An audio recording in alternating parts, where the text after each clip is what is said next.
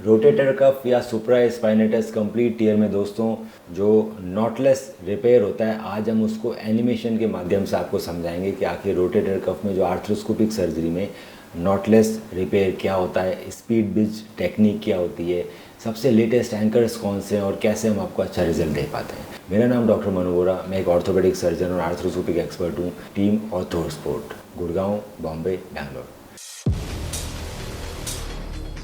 तो जैसे कि हम सब जानते हैं दोस्तों कि रोटेटर कफ हमारे कंधे में एक मांसपेशी होती है जिसका काम होता है हाथ को उठाना। वो टूट जाता है तो हाथ उठना बंद हो जाता है। ओल्ड एज में कई बार वो अपने आप टूट जाता है because degenerative tears. Younger age में चोट लगने के कारण वो टूट जाता है। जब वो टूट जाता है तो बहुत दर्द होता है कंधे में। रात के टाइम में दर्द बहुत ज़्यादा होता है और हाथ उठना अपने आप बंद हो जाता है या फिर उसमें पावर कम लगती है। एमआरआई कराते हैं तो उसमें आपको ये जो ऊपर वाली मसल है इसका नाम है सुप्रास्पाइनेटस या सुप्रास्पाइनेटस का टीयर मिलता है। कई बार इस टीयर के साथ साथ इंफ्रास्पाइनेटस और सबस्कैपुलर का भी टीयर हो सकता है। तो आज हम एनिमेशन से देखेंगे कि आखिर इसका रिपेयर कैसे संभव है। तो दोस्तों इसके अंदर दूरबीन की सर्जरी की जाती है। पहले रोटेटर कफ टीयर को आइडेंटिफाई किया जाता है, उसको क्लियर किया जाता है, उसके आसपास का जो भी जो टिश्यू है उनको हटाया जाता है, बर्न किया जाता है और ये रोटेटर कफ का टीयर आइडेंटिफाई किया जाता है कि आखिर कैसा टीयर है। अगर हम इसकी सर्जरी डिले करें दोस्तों, कुछ लोग इंजरी होने के बाद सर्जरी नहीं कराते। तो जैसा कि आप देख पा रहे हैं कि जो रोटेटर कफ टीयर है वो दोस्तों 1 सेंटीमीटर पर ईयर के हिसाब से प्रोग्रेस करेगा पीछे की तरफ। तो अब जितना डिले करेंगे उतना ये टेंडन पीछे चला जाएगा। इसके फेलियर के चांसेस काफ़ी ज़्यादा हैं वर्ल्ड के अंदर, ऑल ओवर में। क्यों? इस सर्जरी के फेलियर के कुछ रीजंस है। बहुत बार ओल्डर एज के अंदर फेलियर ज़्यादा होते हैं। फेलियर ज़्यादा होते हैं इसलिए क्योंकि ये जो रोटेटर कफ का जो टेंडन है, सुप्रास्पाइनल टेंडन, इसकी क्वालिटी धीरे धीरे ख़राब हो जाती है। अगर आप रोटेटर कफ की कोई एक्सरसाइजेज नहीं कर रहे ऑल ओवर लाइफ तो इसकी क्वालिटी ख़राब हो जाती है और डीजनरेटिव टीयर डेवलप हो जाते हैं, जैसे ये टीयर हो गया। अब जब इसकी क्वालिटी ही अच्छी नहीं है तो आप कितने भी टाँके मार लो, कितने भी धागे लगा लो, टेप लगा लो, सूचर लगा लो, वो वापस फटने के चांसेस होते हैं। इसीलिए इसके फेलियर रेट ज़्यादा होते हैं। दूसरा, कई बार ये इतना पीछे चला जाता है टूट के, पेशेंट इतना डिले कर देता है हमारे पास आने में कि उसको खींच के ला पाना मुश्किल होता है और टेंशन में रिपेयर होता है। टेंशन में रिपेयर होता है तो ये फटने के चांसेस हैं। तो बहुत ज़रूरी कि अगर आपको रोटेटर कफ टीयर है तो पार्शियल टीयर हल्का सा भी एडवांस हो गया तो उसको आपको ऑपरेट करके ठीक कराना है, क्योंकि एक बार अगर ये कंप्लीट टीयर बदल गया या फिर ये इतना पीछे रिट्रैक्ट हो गया तो ऑपरेशन के बाद भी सक्सेस रेट कम हो जाती है। सो कितना भी अच्छा ऑपरेशन करो, अगर आप बहुत ज़्यादा डैमेज करके लाएंगे या फिर आपका टेंडन की क्वालिटी अच्छी नहीं है तो आपके सक्सेस रेट कम आने के चांसेस हैं।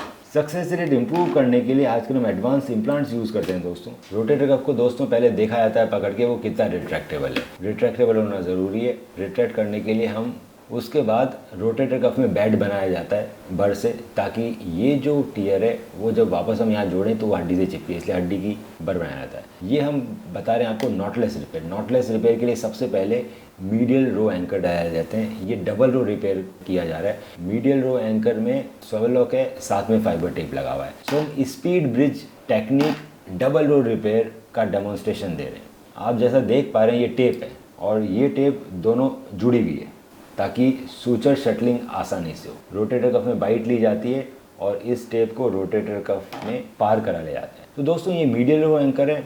अब अगर आपकी इसकी क्वालिटी ख़राब है, डीजनरेटिव टीयर है और आप इसमें वायर का यूज़ करेंगे तो वायर इसको कट थ्रू कर सकते। इसीलिए दोस्तों ओल्डर एज में जब हम सर्जरी करते हैं तो हम टेप्स का यूज़ करते हैं, वायर का यूज़ नहीं करते। टेप नॉन ट्रॉमेटिक होती है। टेप आपके इस टेंडन को कट थ्रू नहीं करेगी तो बेटर रिजल्ट आएगा। दूसरा, ये डबल रो रिपेयर है। जैसा कि वे एनिमेशन में आगे देखेंगे तो ये सिंगल रो रिपेयर से ज़्यादा स्ट्रॉन्ग होते हैं। एक एंकर में 2 टेप लगी हुई होती है। सो हमने 2 एंकर डाले हैं मीडियल रो रिपेयर के और उसमें 2-2 टेप है। तो कुल मिलाकर मेरे पास 4 टेप्स आ गई जो मैंने रोटेटर कफ में से सेटल करी है। एक ब्लू टेप है, एक टाइगर टेप है। अब ये जो चीज़ है ये लेटरल रो एंकर है। तो लेटरल रो एंकर की मदद से हम टेप को वापस हम ह्यूमरस में अंदर डाल देते। इस तरह से ये डबल रो रिपेयर कंप्लीट हो गया दोस्तों। मीडियल एंकर, लेटरल एंकर और टेप का रिपेयर है। तो इसको बोलते हैं स्पीड ब्रिज और ये नॉटलेस रिपेयर है। नॉटलेस का मतलब ये है कि इसमें कहीं भी नॉट नहीं लगाई गई है। अगर कोई एक्स्ट्रा टिश्यू रोटेटर कफ का हमें लगता है कि ज़रूरत है तो हम वो भी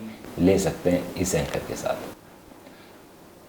तो इस तरह से ये छोटी सी सर्जरी है जो दूरबीन से हुई है और ये नॉटलेस रिपेयर कंप्लीट हो गया हमारा रोटेटर कफ का, जिसमें हमने टेप यूज़ किए। मीडियल रो एंकर थे, लेटरल रो एंकर थे, इसीलिए इसको डबल रो बोला जाता है। और टेप नॉन ट्रॉमेटिक होती है, ज़्यादा स्ट्रॉन्ग होती है, उसका बोन टू टेंडन का जो कॉन्टैक्ट है वो ज़्यादा बड़ा रहता है। दोस्तों एक और टेक्निक है जो और भी एडवांस है, जिसका नाम है फाइबर टेक स्पीड ब्रिज। तो मैंने पहले बताया था आपको कि स्पीड ब्रिज टेक्निक क्या होती है, जिसमें टेप का यूज़ होता है। उसमें मीडियल रो और लेटरल रो के अंदर हम स्वेगल लॉक लगा रहे थे। अब और एडिशनल एंकर है जिनका नाम है fibre tack speed bridge anchor. ये ऑल सूचर एंकर है दोस्तों।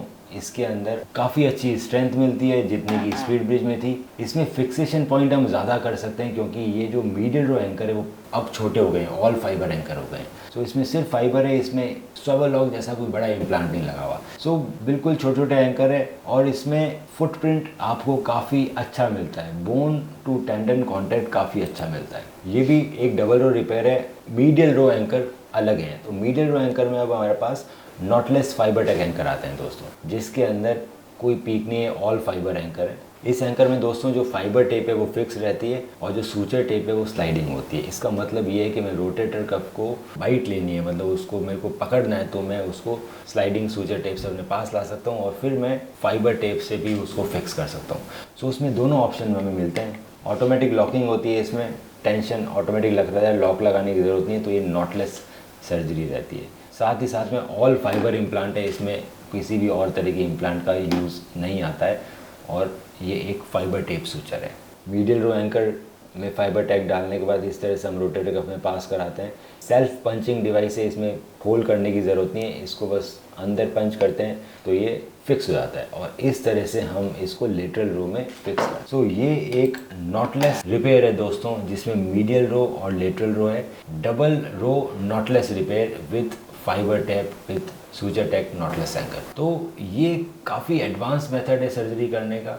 ये सर्जरी करने के बाद 2-3 फ़ायदे हैं। पहला, अगर आपका टेंडन रोटेटर कफ थोड़ा डिजनरेटिव भी है तो भी फाइबर टेप उसको काटेगी नहीं, कट थ्रू नहीं होगा। मतलब फाइबर टेप ट्रॉमा कम पा जाएगी अगर आपका टेंडन की क्वालिटी अच्छी नहीं है। दूसरा, ये नॉटलेस सर्जरी है तो इसमें गांठ लगाने की ज़रूरत नहीं है। इसका बोन टू टेंडन कांटेक्ट काफ़ी अच्छा रहता है। तो रिहेबिलिटेशन के अंदर हम इसमें मोबिलाइजेशन जल्दी कर सकते हैं। अगर रोटेटर कफ सर्जरी में मैं मोबिलाइजेशन जल्दी अचीव कर पा रहा हूँ तो आपके कंधे को जाम होने के चांसेस बहुत कम होते हैं और आपके रिजल्ट बेटर आते हैं। तो दोस्तों, अगर आपको किसी भी तरह के कंधे में दर्द हो रहा है या आपको लग रहा है कि आपका कंधा उठ नहीं रहा है या फिर आपकी एमआरआई में कुछ इस तरह से लिखा हुआ है supraspinatus tear, infraspinatus tear, rotator cuff tear, तो आप हमें अपनी एमआरआई भेज सकते हैं और उसका डिटेल में स्टडी कर मैं बताऊंगा सबसे अच्छा इलाज क्या रहेगा आपके लिए।